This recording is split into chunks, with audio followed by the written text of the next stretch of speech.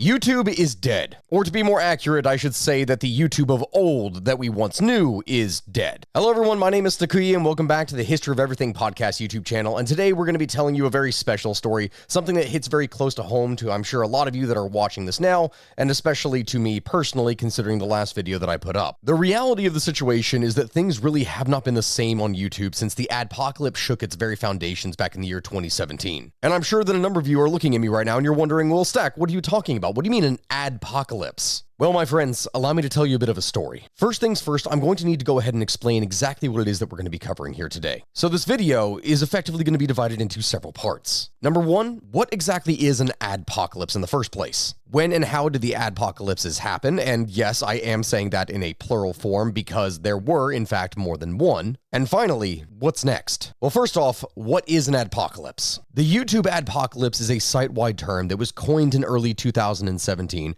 in order to describe the mass advertiser boycotts and withdrawals on YouTube. It was the event and the year in which YouTube lost a large percentage of its advertisers that were specifically providing revenue to everyone on YouTube. And though I did not exactly include this in the beginning, I'm going to need to kind of explain how YouTube works in the first place, which I know off the beginning is going to sound dumb, but please hear me out on this. It's important to understand the full story of it. This is YouTube. Obviously, I know me pointing this out for a home screener here, which just seems like really stupid, I understand. And YouTube, as all of us are aware, is a company in which we are able to upload content for people to consume and watch. And the way that they make money off of that is that they have advertisers whose advertisements will play in the middle of that content. That's it. That's the explanation, obviously. But the thing that a lot of people don't really understand is the sheer scope of YouTube and what it is today and how much it has grown over time and specifically how that reflects with advertisers. After all, the YouTube of today is a very different beast from what we had seen in the previous decade. This may be what YouTube looks like now, but back in the year 2006 when it was bought by Google for $1.7 billion, this is what it looked like. And for Google to buy this in the year 2006 was a massive deal at the time. But that was a deal that for Google was definitely worth it. Because if we fast forward only a couple years, then by the year 2010, YouTube was recording over 2 billion visits per day, way more than any combined US networks. Cable may still have been going strong at this time, but really, this was the sign of something new. Something was going to be changing in the way that media works. And so it was then by 2012, only 2 short years later, YouTube would manage to double those numbers, getting around 4 billion visitors per day. And this is something that would only continue to grow and YouTube would consolidate on over time. By the time things got around to last year, 2022, YouTube was the second most visited site on all Earth. The only thing that had the lead was the search engine parent company that had bought it in the first place, Google, and then way below that, in third place, were social medias like in the case of Facebook or Twitter. But the difference in numbers here is something that is simply staggering. Almost every single month, YouTube sees approximately 30 billion visits to its website, with each time someone visits staying on average around 21 minutes and viewing 12 different pages. YouTube is a place that catches people's attention. And it's precisely because of this and because YouTube is so incredibly public and in front of people's faces, in their hearts, in their minds, in everything, that its revenue and presence is easily one of Google's most valuable assets. I mean, you can see right here that in the year 2022, YouTube made approximately $29 billion. And that's not total, that is in advertising revenue alone. And that is a lot, because if you look back at the previous years, you can see that in 2020, YouTube made around $19.7 billion, meaning that is an increase of around 45% revenue in just 2 years. Back in 2017, it was $8.1 billion, meaning as time went on and Google ramped up and fully integrated YouTube into its advertising machine, its revenues would only skyrocket. But simultaneously, this is the time period in which things start to get a little bit murky for YouTube. Because as the monetary revenue tower grew taller and taller for YouTube, simultaneously its very foundation became more and more shaky. Because should it lose its advertisers, then things could go to hell. And my friends, that's precisely what happened. And allow me to explain from the beginning.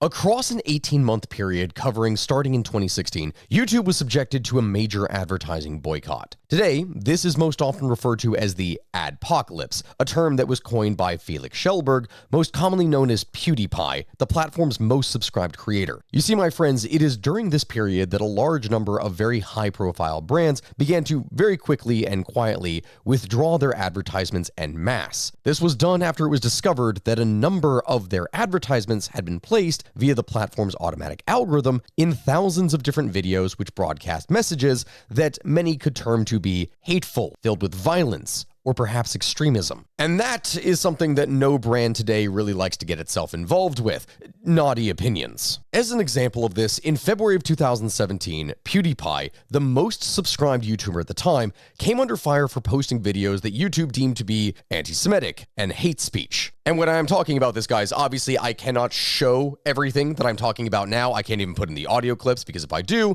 then that is something that in and of itself could get me into trouble here on YouTube. So I'm not going to do it, but you can simply look it up and know what it is that I am talking about. As an example of that, I have an image of one of the things that happened behind me here. A number of you on the internet who may have been around here for a while may understand the reference. And so because of PewDiePie's prominence on the platform, many people immediately blamed him for being the cause of the adpocalypse in the first place, but I'm telling you all this right now, that's not true. No matter what it is that you're seeing here on the internet, no matter what it is that you see in any kind of article, that just simply is not true. It is an exaggeration at best. He certainly may have been a factor in it, that is true, or at the very least, he was the largest, most recent nail in the proverbial coffin of the entire adpocalypse, but the truth of the matter is that the process of the adpocalypse is something that had been going on for a while from the previous year in 2016. But either way, with the controversy that was going on, YouTube's response to the entire situation was in two kinds of ways. The first thing that they did was a complete reform of the advertiser-friendly content guidelines that every content creator has to follow. Because if they don't follow this, well, then they're not going to get paid. Because the only way for their content to be eligible to have advertisements run on it is for it to adhere to these guidelines. Otherwise, they were not able to be part of the YouTube Partner Program. The second and definitely more controversial aspect of all this was the carrying out of a wide-scale, retroactive demonetization of millions upon millions of videos that were now going to be considered in breach of the new guidelines. The process that we are talking about here is not something that was done by any individual person, nor a team of person, nor an army of people, which would have been necessary. No, instead, this is something that had to be done automatically through an algorithm. This was not a case-by-case basis of individual videos being reported for something and then going through something in the algorithm. No, instead, it was just a blanket effect across everything, which would then require the creator to go and appeal their ruling in order to gain back their monetization status, whether for a video or whether for the channel itself. Of course, when we're talking about an issue like this, the most controversial aspect of the entire thing is that the processes that we are talking about were undertaken without really notifying any of the creators that were involved. The hope that YouTube had, as it theoretically burned its money in front of its people, was that by implementing such a quick solution, they were going to be able to stop the outflow of advertisers that were leaving the website and fix things as quickly as possible before things got worse. But that didn't happen. It was not very long after this that companies from the United States as well as the United Kingdom began to leave en masse. We're talking about companies such as the BBC, McDonald's, Pepsi, Starbucks. All of these major corporations began to pull all of their advertisements. And we're not talking about just pulling advertisements from YouTube itself, but rather from its parent company Google as well, so that they would not be appearing anywhere with anything that was associated with Google. And those are some major hits, mind you, for a company to take. Even a single one of these companies that we're talking about here could potentially have been something that would cause a dip in revenue. For all of them to happen at once en masse across everything, well, that is something that really hurt the pocketbooks. And so as all of this is going down, YouTube is trying to put out the fire wherever it can, but it's putting out the fire by breaking everything around it and punishing people, and it is not until 2017 that people figure out what is going on and uncover what YouTube has been doing with all of its demonetization. And people were naturally pissed. Within a few weeks in 2017, thousands of YouTubers started uploading videos that were complaining about all of the changes that were occurring on the platform, as well as offering looks behind the scenes at what was happening with their own livelihoods and how they individually were being affected by it. I mean, when we're talking about this, we're talking about major channels like H3H3, Philip DeFranco, and many more, all within the span of a few months, see their advertising revenue dip by as much as 80%. So if you were a fairly successful YouTuber at this time and you were making anywhere between $4,000 to $5,000 a month, then congratulations, you are now going to be making anywhere between $1,000 and $1,500, which is a little bit of a dip, especially if you have a team behind you. Many YouTubers at the time were outright wondering, was this going to be the end of YouTube? It seemed to be something that if you were not a major creator that had alternate kinds of revenue or other means by which you could support yourself, that this was it. It was over. And this was a storm that was only going to get worse before it got better. I'm sure that for a number of you who have been on the internet here for a while, you probably recognize the image of what it is that is behind me right now, or rather the video that is sitting here and that I cannot play. And the reason that I cannot play it is because this is one of the sources of controversy back from 2017, that even though it was an advertisement that was created by a major corporation, it is simultaneously something that pissed off enough people that YouTube had to remove it. And I don't want any kind of copyright issues or simultaneously any controversy to come from this, other than the crap that it already created. That's right, everyone. It is the Pepsi commercial that was going to fix all the protests and racial issues in the United States. Yup. You heard me right. So if we go back to May of 2017, at the same time that all of this other crap has just happened when it comes to the adpocalypse, you have the very famous American model, Kendall Jenner, who is featured in a YouTube Pepsi commercial that ended up drawing a lot of criticism. See, over the course of this video, which again, I'm not going to be able to probably play it, but I can kind of skip through the scenes of what it is that I am talking about, there is a protest that is currently going on here that is protesting against police violence stuff. I don't even know what words I can possibly use on here that YouTube is not going to get mad at me for saying. But 2016, 2017, 2018, these things that were going on in the country, in the United States, were a kind of a major issue that were going on at the time. And so here you have Kendall Jenner, along with all of these people, that they just have Pepsi, like they have Pepsi as they're dealing with all of these civil issues within the states, I guess. Pepsi literally everywhere. And as she goes into the crowd of the protest, she is given a can of Pepsi, which she then takes and walks in between the line between the protesters and the police, giving the police officer the Pepsi, thus easing the tension between the two groups. And it's like, yeah, everyone's taking this moment. They're doing all this. They all come together. It's such a happy, calm, beautiful thing.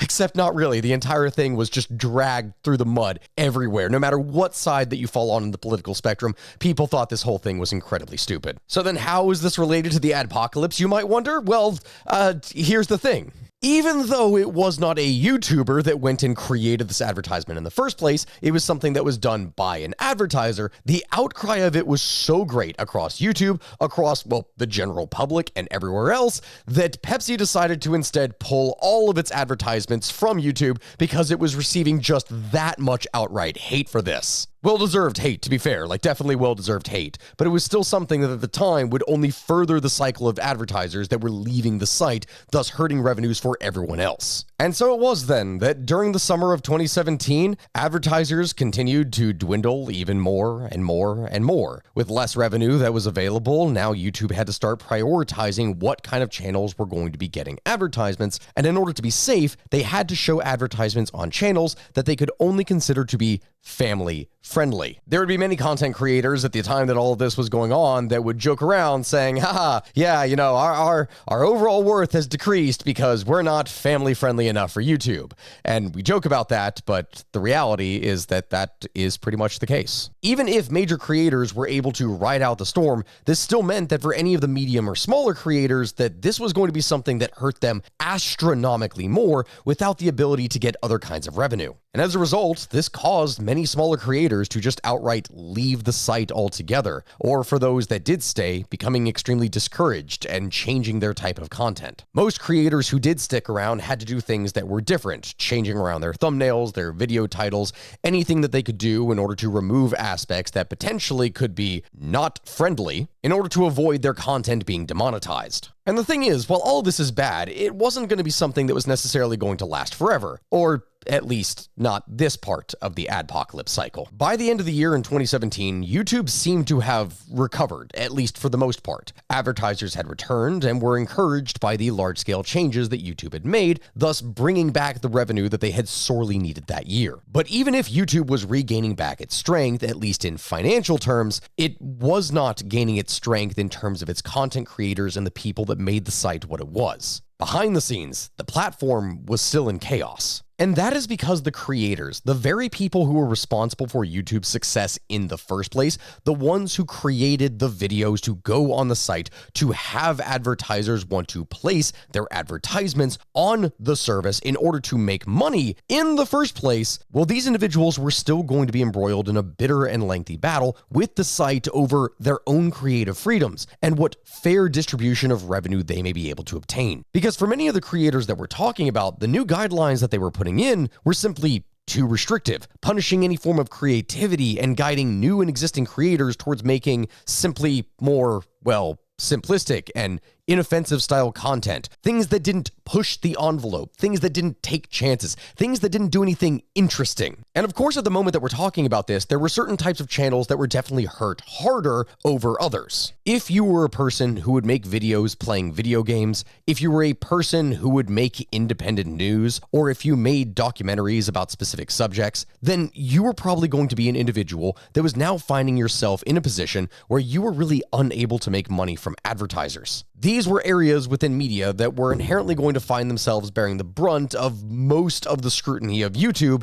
and sadly were going to take the worst hits. As a result, if this was the type of content that you made, then the majority would either have to seek external sources of income, like going through sites such as Patreon, or they would have to adapt their content to fit within the new guidelines. Things like not swearing, which, mind you, I'm saying right now as a creator that has two YouTube channels, the history one that you're watching right now and the Stakui gaming page where I go and play historical strategy games. Not swearing during any of these times when we're playing games is very difficult. I want you to imagine any YouTuber, any possible one that you can imagine that potentially plays Call of Duty or anything, one of definitely the most popular types of video games that you would see on YouTube. And I want you to imagine that big famous creator not swearing. Can you see where potentially the problem may lie here? Well, as I said, a lot of these creators either had to adapt to the new guidelines and not swear as much, or if at all, or just leave the platform, as many people did. The unfortunate reality is that this was going to be the fate of many of the smaller creators, the large majority of which were those that did not have a large enough base to be able to get external income that would make it worth it. They weren't able to have as substantial of a presence on Patreon or other kinds of donation services, nor did they have the presence to allow themselves to be able to gain income for potentially selling merchandise or other goods. These were now individuals who were going to find themselves in a situation where they were caught between producing the type of content that they wanted or producing what would at least earn them some money. And here's what I mean. As a person who goes and creates history content, and not just over any one thing, after all, we are the history of everything, so we cover quite literally the history of everything on this channel. History, as I'm sure that many of you are aware, is it's not exactly a clean subject. And so perhaps the decision that ended up having the most consequences after the adpocalypse was the expanded ability that was given to advertisers to simply exclude broad categories of videos from their advertising campaigns. Every single time that a new video was going to be uploaded to YouTube, what would happen is that it would have broad labels that would be attached to it depending upon what the algorithm might detect within it. It would have broad labels such as tragedy and conflict, sensitive social issues, sexually suggestive content, sensational and shocking, as well as profanity and rough language, and many more. And mind you, when all of this was rolled out, this is something that was entirely excluded from the knowledge of the creators that were making videos in the first place. They had no idea what exactly was going to be going on to their videos, what they were being classified as. And so the process of evaluating and labeling all content now provided sweeping powers to advertisers to effectively cut off revenue for anyone that they wanted to on the platform, or anything that potentially could be deemed to be harmful, even if from proper analysis it may not have been. But now all they had to do was simply check a box and boom, there it goes. No context needed, just simply an algorithm that could moderate a method of excluding particular formats, genres, and topics, and keep all the advertisers extremely happy. Of course, when I'm describing something like this, I'm making it sound like it is extremely bad, but the reality of the situation is that I understand the position that YouTube was going through at the time, and how they wouldn't necessarily be able to get an entire legion of people that are going in and reviewing videos like this. I mean, we are talking about YouTube here. This is a site in which over 400 videos are uploaded to it every single minute. There is simply no way that people are going to be able to not use an algorithm in order to be able to try and filter things. The problem is, of course, that these labels could really be described as nothing less than broad, which when you cast a broad net, you are going to catch many, many things that are not your intentional target. As an example, considering my channel and how I talk about a lot of stuff in history and a lot of very complex and potentially controversial topics, let's just bring up social issues as an example of this. Because in the instance of the category sensitive social issues, this is something that is described as including news commentary, documentaries, and educational or historical content related to wars, conflicts, or tragic events. Gee, I wonder how that could potentially affect anyone that is trying to teach anything about history. And so simply by checking this box, this means that any advertiser is going to be able to exclude their ads from any kind of channel or content that creates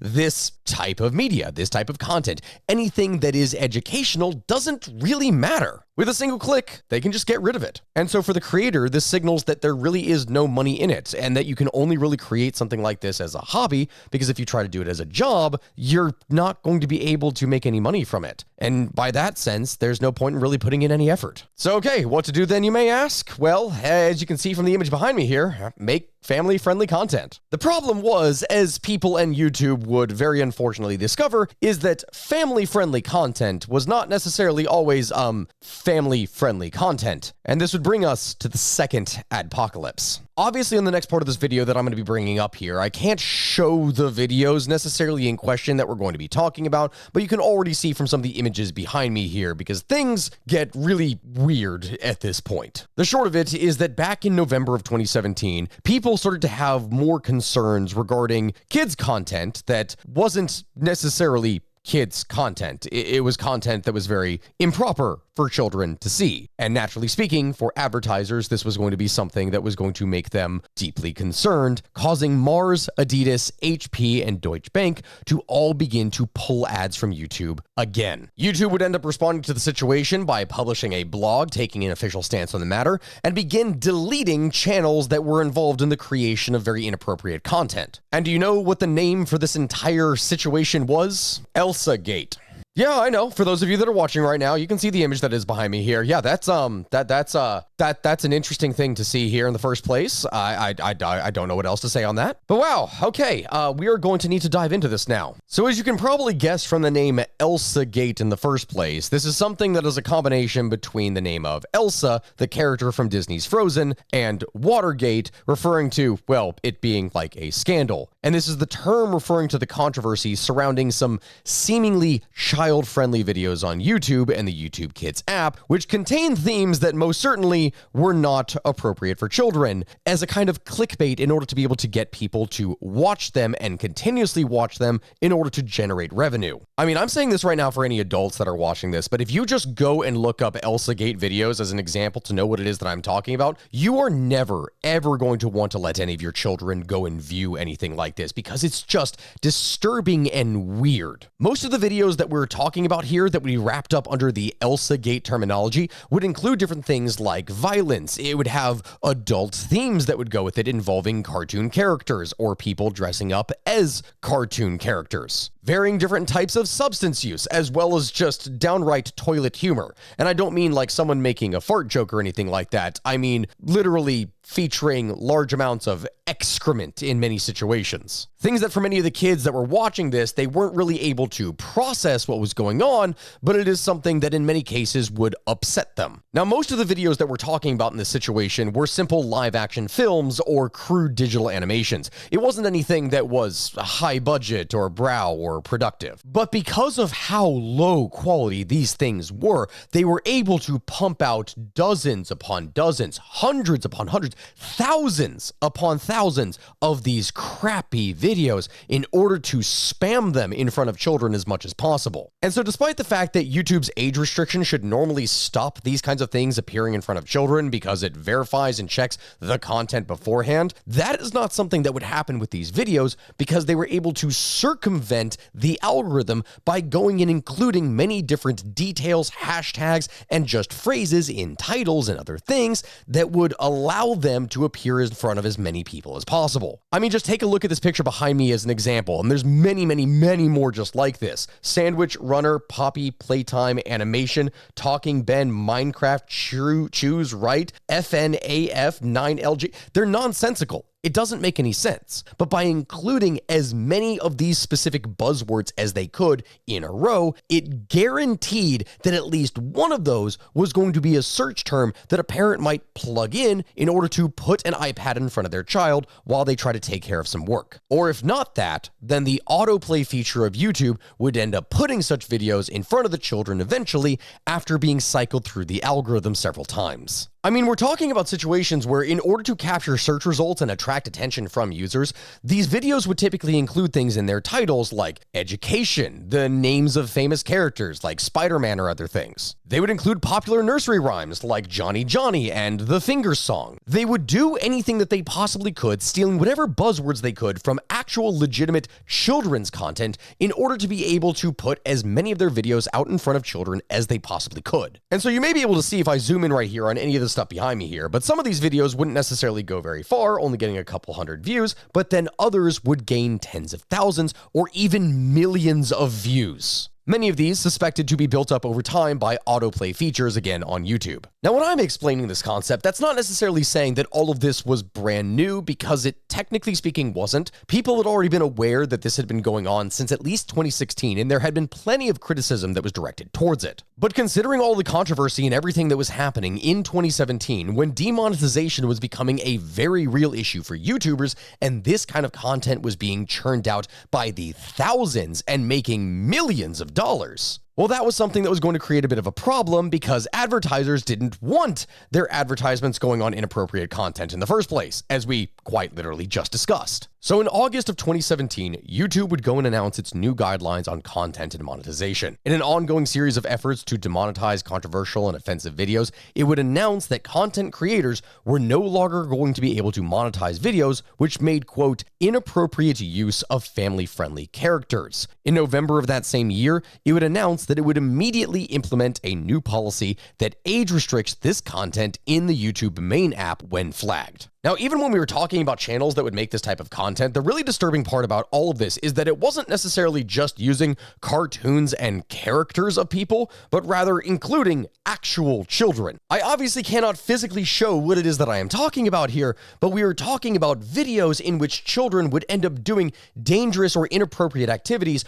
under the guidance of adults, and that was a big no-no for any advertisers. It was also revealed at this time and became viral all across varying different types of media that within a number of these videos that would feature actual children, from things ranging from beauty pageants to children swimming in pools wearing specific types of clothing, that basically there were a number of people in comment sections that were being creepy, very creepy, and ended up timestamping when potentially children would be revealed in certain types of outfits for their viewing pleasure. And as a result of all this happening, can you guess what happened next? Well, a bunch of major advertisers pulled their ads from YouTube, as you can probably imagine. On November 22nd, 2017, YouTube would go and announce that it had deleted over 50 different channels, as well as thousands of different videos which did not fit its new guidelines. On November 27th, the company would say in a statement to BuzzFeed News that it had, quote, terminated more than 270 accounts and removed over 150,000 videos. In addition to that, it had turned off comments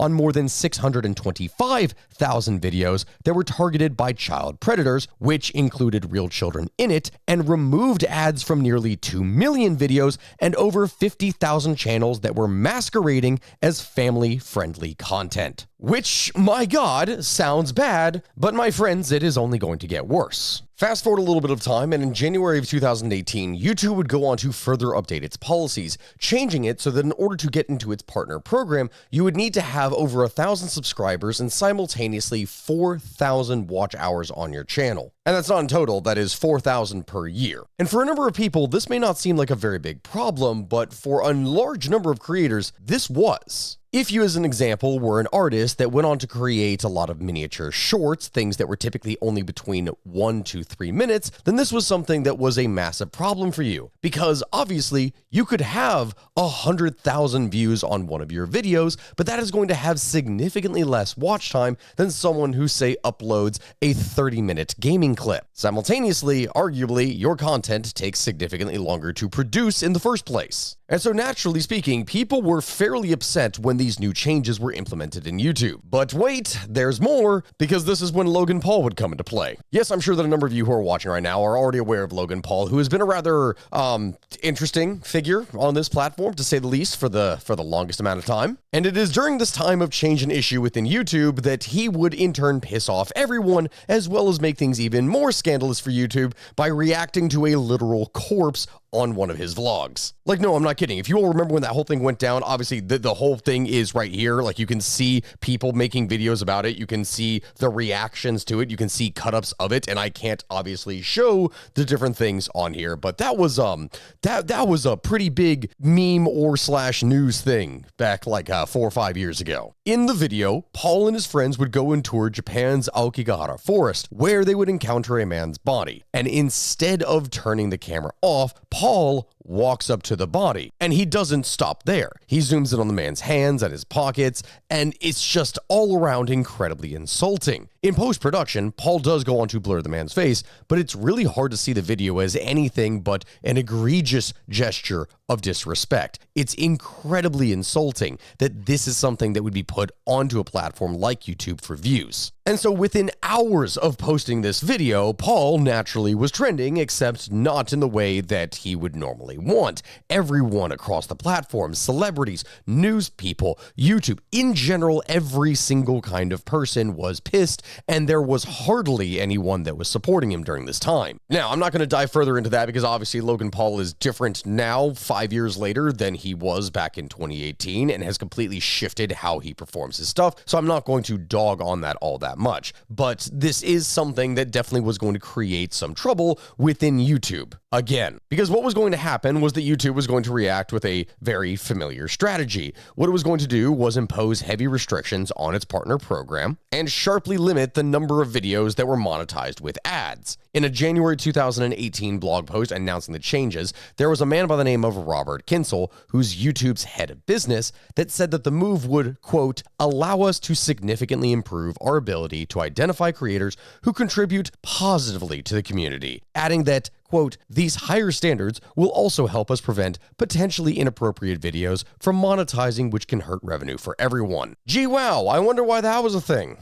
Really, the entire thing was a giant load of crap, and it just caused people all across the platform to believe that YouTube was going to be punishing smaller creators for the actions that Paul had specifically done. And people's perception of YouTube would only get lower as from we had seen from the previous 2 years that collective punishment seemed to become the norm. If we go and fast forward by another year, then on February 18th, 2019, there was another YouTuber by the name of Matt What It Is who posts a video showing what he referred to as, well, a softcore thing that involves adults with children on the site, placing the blame specifically on YouTube's algorithm. The thing that this individual had done, that you can see with the video behind me right here, that has 4.5 million views, mind you, and it's obviously blurred because of the more sensitive topic that we're talking about, he would demonstrate how certain aspects within YouTube would allow you to search and find videos of things that were, well, fairly inappropriate. Things like if you went and searched the word bikini haul, which for those of you who are not aware of what that is, a bikini haul video is where you would typically have adult women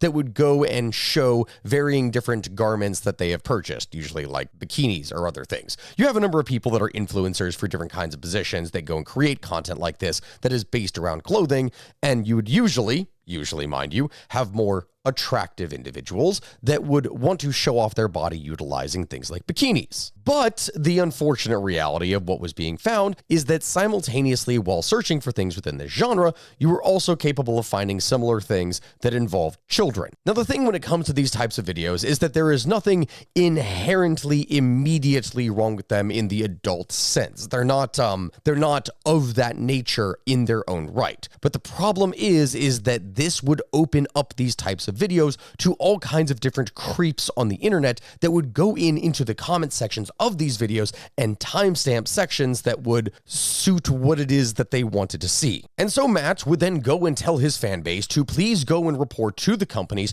whose ads were appearing on these types of videos on this site with the hashtag YouTube Wake Up. And considering what had already gone down with ElsaGate in the previous years, naturally speaking, you know that YouTube immediately jumped on this and they came down hard. And so YouTube's response to the controversy was to then go and delete more than 400 different channels and suspend comments on tens of millions of videos as the site tried to rapidly fix the problem, reporting offending users to law enforcement. The site then, of course, promised that more was going to be done in order to try and catch and filter out these inappropriate comments more quickly, but the thing is, by that point, the can of worms had already been opened. Despite these measures, major brands such as Disney, as Hasbro, as Epic Games, Nestle, AT&T, all of these different companies that had only recently put their ads back on YouTube just a month earlier after 2 years of no ads, immediately pulled their ads from the site within days as the controversy started gaining mass media attention. And this, my friends, is not something that sat well with the community at all. If you actually go and search up the name of Matt What It Is right now, you're obviously going to get his channel that pops up. But when this whole thing went down, people, although naturally upset at what it is that he found, were simultaneously very upset with Matt himself for what it is that he did here. Because guys, you have already been watching this video, so you understand from everything that we have been talking about here with the previous adpocalypses that for anyone that was creating content on YouTube now at this time, this was just another thing that potentially could cause another adpocalypse. And if we have another adpocalypse, that means there's going to be more rule changes. More rule changes means that people are going to lose more of their money. And when people lose more of their money, that means they're going to lose even more creators that were not involved in any of this in the first place. Now, I say that, but the problem with all of this wasn't necessarily that Matt was exposing something that was going on with YouTube. The problem was his decision to cause a public outcry about it and specifically directly go to the advertisers. Because again, while a number of people believe that he definitely had good intentions going into this, simultaneously it is something that immediately after we had just started to recover from one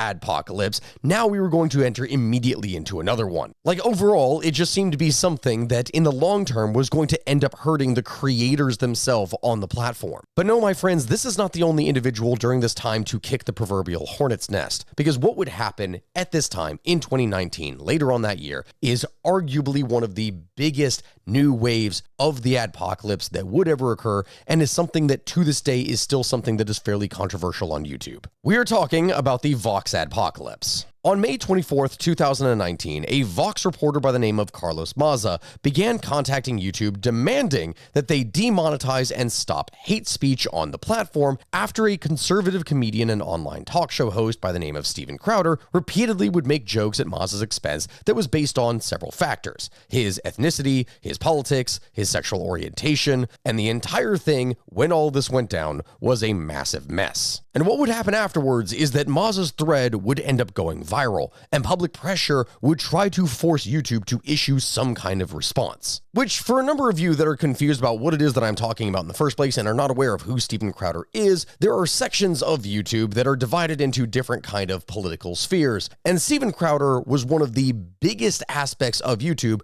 of more right-wing, provocative content, you could say. And no, for anyone in the comment section that might get mad at me that I am calling him a provocateur, that is not an insult, that is an apt description of specifically what it is that he would do. He is an individual that would specifically make content and a name for himself by arguing with people to argue their points or to insult them, depending upon the individual and the arguments that he was going up against. And he would do this in a provocative manner, specifically in a way that gained him a lot of popularity on the platform. And he was a very big individual on YouTube. And that size is something that both protected him, but it is also something that drew a lot of attention towards him as a target as well. Because what would end up happening, what the result of all this outcry was, is that the YouTube Twitter account would end up writing that while the company had, quote, found language that was clearly hurtful, the videos that were posted by Crowder did not violate their policies. So okay, everything was settled, right? No. Because the very next day, what YouTube would end up doing is reversing its decision and say that no, Crowder's channel was going to be demonetized. But that simultaneously, he was going to have the option to be able to remonetize his channel again if certain changes would occur. So in other words, if his behavior would change, and simultaneously if certain products were going to be removed from his website, such as a t-shirt, which I am not able to show on here, but had language on it that was rather insulting for individuals of certain sexual orientations. The weird thing is, when we're looking at this entire situation, is that initially YouTube had supported Crowder at first because he didn't actually violate any of their guidelines as they existed at that time. But really, in this situation, none of that matters because YouTube was going to end up backpedaling as soon as social pressure would become too much for them. For many creators on the platform, YouTube now seemed to be something that was pro-censorship more than anything else. And for some of them, their fears were correct. Because after YouTube put out a blog post describing what was happening to Steven Crowder, multiple other more right-wing channels ended up getting demonetized themselves. With YouTube writing that, quote, the flagged videos did not violate our community guidelines, but in the subsequent days, we saw the widespread harm to the YouTube community resulting from the ongoing pattern of egregious behavior, took a deeper look, and made the decision to suspend monetization. Now, not every single person was upset when this was going down. Some people, politically speaking, were happy with these turn of events because it was their political opponents that were being hurt in this situation. Most people, however, on the platform were aware that, hey, the heavy-handedness of YouTube is something that usually ends up striking both ways, indiscriminately, and as I said earlier, with a very wide net. So chances are, no one was really going to be safe from this. What we would end up seeing is that channels across the board, all across the platform, left-wing or right-wing, ended up being demonetized. Though definitely what we would see at this time is significantly more right-wing channels being demonetized than others, which would lead to many conservative elements on YouTube to just leave the platform entirely. And what we're talking about in this situation is only politics. Obviously, as many of you who are watching right now are aware, this is a history channel, and arguably one of the biggest hit factors on YouTube were the history channels that would be trying to educate people about specific topics in history that were not exactly clean, to say the least. Anything that potentially had to do with war or conflict in history, anything that potentially had to do with the Germans and their involvement in a certain world war of the second variety. Any of the content that we're talking about here is content that would either have been outright removed or demonetized to the point that there really was no incentive for people to go and create content teaching people about things in the first place. As an example of one of these things that happened rather recently, this right here is the Armchair Historian, a YouTuber that I have to say I have personally watched for many years and have always enjoyed his content. The problem is that with individuals like the Armchair Historian, they go and create high quality productions, content that takes days, even weeks, or potentially months in order to be able to create with strong animated projects. And while this is content that could get hundreds of thousands or even millions of views and teach people in-depth knowledge about history in a very valuable setting, it doesn't necessarily matter if that doesn't make anything to the point that he was unable to pay his artists that go and create the artwork for these videos in the first place. And this is only one of the more recent creators that something like this has happened to. But either way, though I gripe about the content that is definitely more related to me, all of what we are describing here is something that occurred back in 2019.